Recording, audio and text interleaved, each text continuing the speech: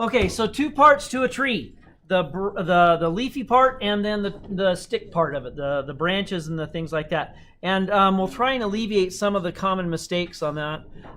So I think for the sake of this painting, let's make this a tree that is in more full bloom. How's that sound? So this is the full bloom tree. So I'm going to use some greens and some yellows. I'm also going to need some browns eventually, right, because the trunk is brown. But I'm also going to want some black because it has some heavy black components to it. Okay, so tree number one. I'm going to make maybe 3 trees here. Here's the deal.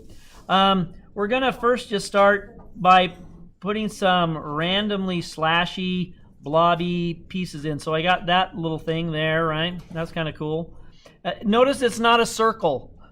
That's where people make our mistakes with this, because you can actually see through a lot of the branches that you have in trees. And so you make these random dashy type things like that. This one is going to come out here a little bit. Oh, I wanted some yellows too. Okay, I'm going to rinse out my brush a little bit, and then I'm going to get some yellows. And this is where we can do some wet in the wet stuff too. I'm going to put yellows on the top parts of these little green places. So it's going to mix a little bit, and so I can even have some yellows out here. How's that? Maybe some little spots of yellow. So we have medium-sized shapes. Maybe a touch of green here. Few more down. I have to fill up about, I want to fill up about this much space with these areas.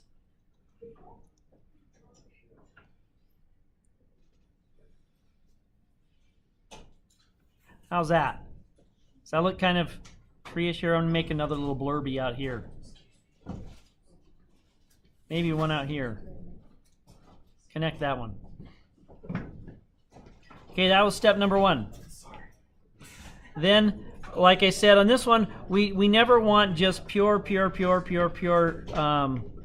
color things. We want to have some yellows too.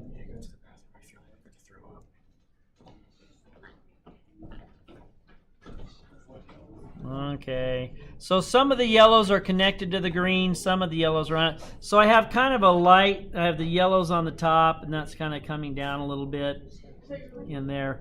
And so make sure you have open space inside your little tree thing. The other thing you can do with this is when you're working and finishing up your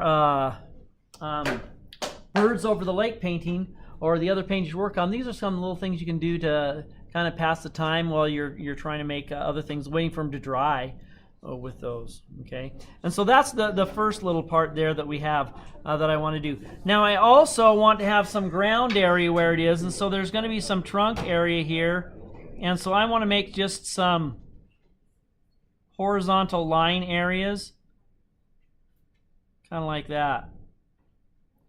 Now it doesn't really look like something. It's not supposed to look like little blades of grass at this time. It's just trying to establish that there's some sort of something underneath this tree where your branches are going to go. And so that's kind of a deal. This is just a little brown that I wanted to touch into this area because you do your wet into wet stuff first. Now I'm now over here right next to this one. That was my green tree. I told you I wanted to make another tree. What about if we had like fall colors?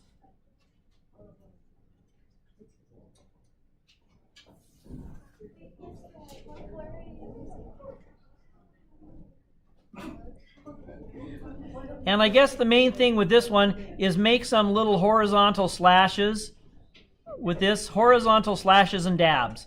Horizontal slashes and dabs. That's the deal.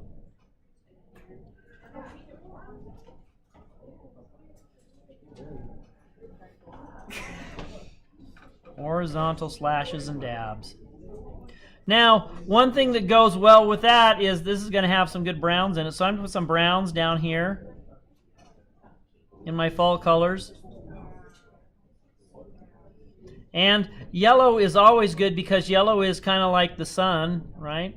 And so I'm going to put some yellows on the upper edges of my slash and dab. Slash and dab tree. That sounds way cool. That's what I'm going to call this. Slash and dab.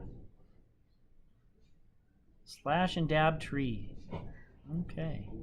Yeah. Now, if you're really bold and you think you want to, you could dab some reds in here too. I was feeling bold and brave.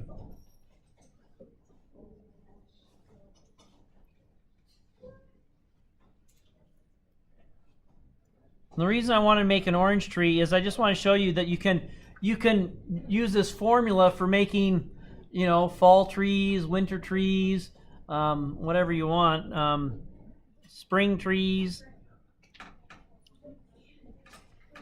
I told you I was going to make 3, right? So let's do some more slash and dabs over here. See, there's a slash. Okay, see, there's a slash, and there's some dabs. That's why we call it slash and dab. So make a slash or 2, and then do some dabs. Slash and dab. This one's a little wider of a tree. Slash, slash, dab, dab, dab, dab, dab. Slash, slash, slash. Slash, slash, slash, dab, slash, dab, dab, dab, dab, dab, dab, dab. Slash.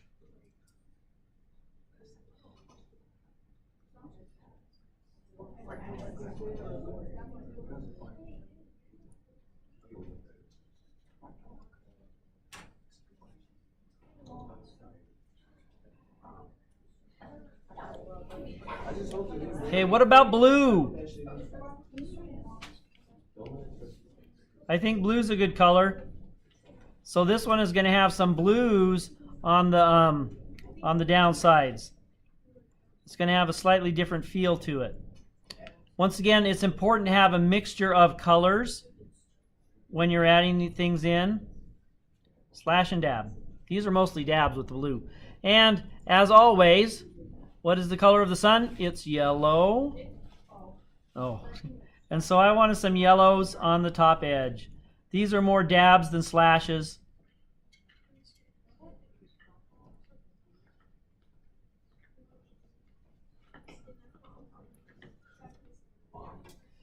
Okay. Are you just showing us how to do this? Yes. This is just informational. Well, let's see. I did give you guys some paper. So if you feel you don't necessarily have to be doing it right now, I will actually have it as an assignment. I may call it 3 trees, or I may call it slash and dab tree, so that you can make those. Remember, it's transitional. This is not designed to be a long assignment either. This is a short one. This is like almost a one installment sort of a thing. I'm still waiting for this tree to dry, and so I've drawn 3 trees. I did one with the yellows and the greens. I did one with oranges, browns, reds, and yellows, and then this one was greens, then blues, and then yellows on it for the dabs. And then I've just put some ground area underneath it, so we have some sort of context. I need to let it dry from here, so we're going to take a pause.